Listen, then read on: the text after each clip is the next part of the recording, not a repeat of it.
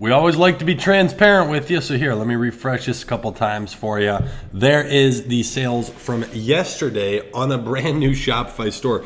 Now, this store is funny. It wasn't one that I sat down and just built out from scratch. It was actually one where I told our developers who build, there's two people, by the way, who do website development inside of our advertising agency. That is an at-cost service for clients of ours who are starting from scratch, who don't have a store.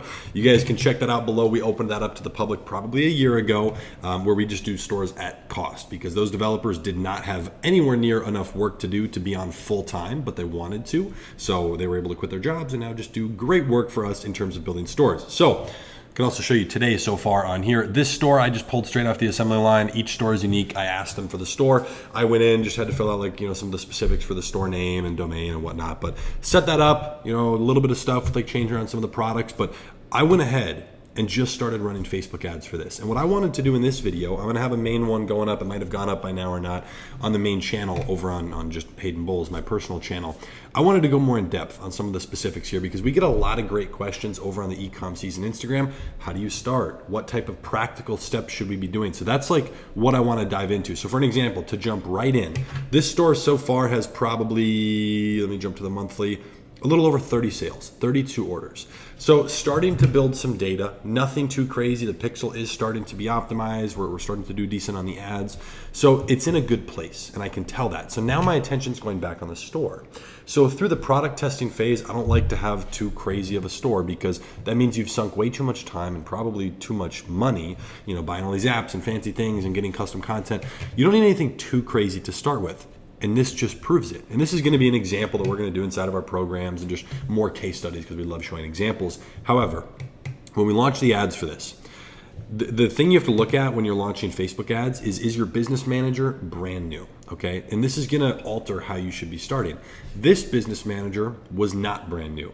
It was a new ad account. But the entire business manager has dozens of other ad accounts that are warmed up. So Facebook is familiar with us. The reason that will alter your strategy, it's probably going to alter the amount of daily spending limit that they give you.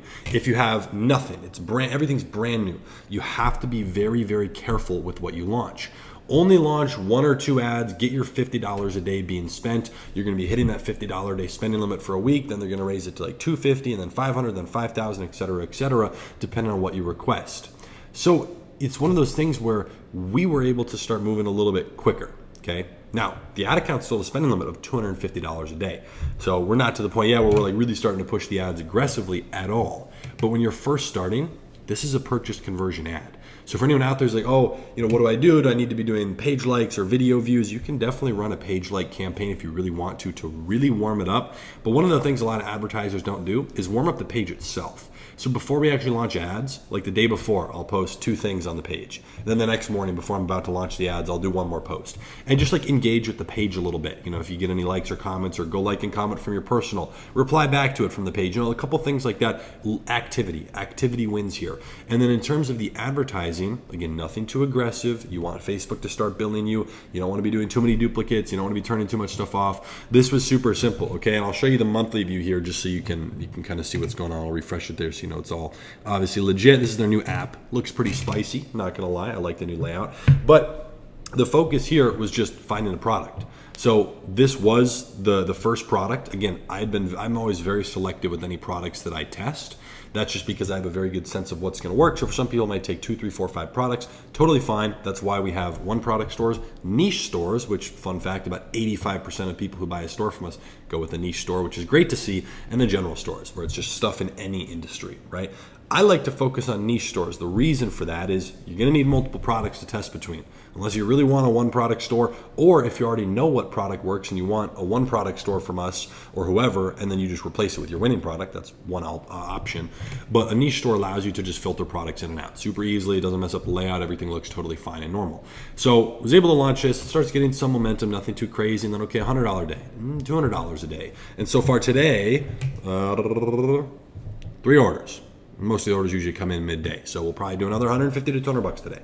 So starting to have that data coming in. We're really looking for 100 sales. Then you can start really messing with some lookalikes, having consistent sales coming in through here. I think yesterday was 8 sales, nice and consistent. So over a 10-day period, it's now going to grow nicely. Have the data, it's going to optimize. So now for everybody who might be in this position, if you're in this position in terms of your advertising, I always like to be very practical here.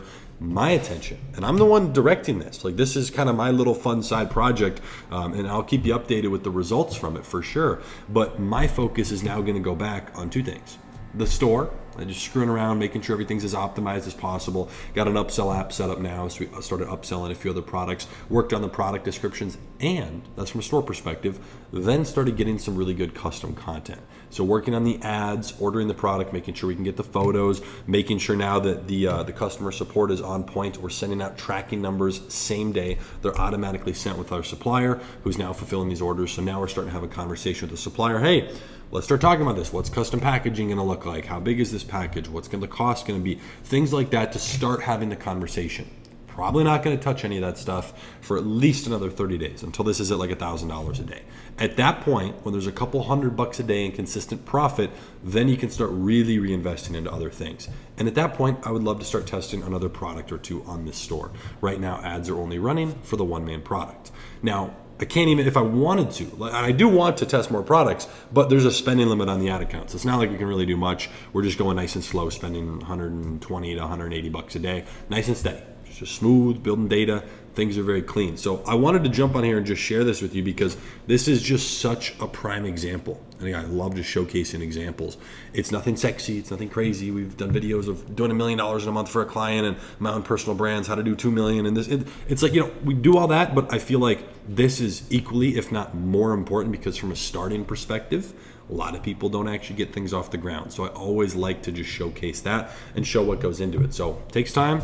I'm very patient right now. I'm not in a rush to get this going, but obviously super excited for it. So yeah, this has been super fun. We're doing the same thing for new clients inside of our agency. It's a ton of work to start a new store, so I have our media buyers starting to automate this store for me as well. I'm jumping in and out of the ads too, but keeping things super simple. And from a starting perspective, about 60% of the clients that get onboarded inside of our advertising agency are in some way, shape, or form starting from scratch. The rest have a store that's doing 500 a day, up to like 20,000 a day. I think was the largest who came on with us. We scaled them to like 80,000 a day. So there's either starting or scaling. Those are kind of the 2 angles from our agency where we automate the marketing. Our clients do very minimal work. Now we're rolling out with full management, but if we're going to test a new product for someone starting, we'll give them the product and say, hey, go add this on the store. And we show them how to build the product pages and stuff. So we keep it super simple. If you want to inquire about that, click the top link in the description. You can fill out a quick form and book a free call with our client manager who can run you through exactly what we do. And again, I always want to make it clear, we don't make money until you guys make money.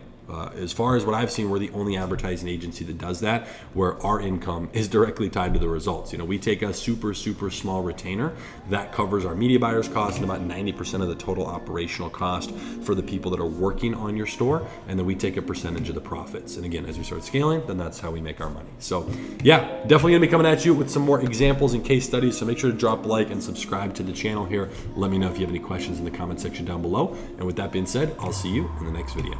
Peace.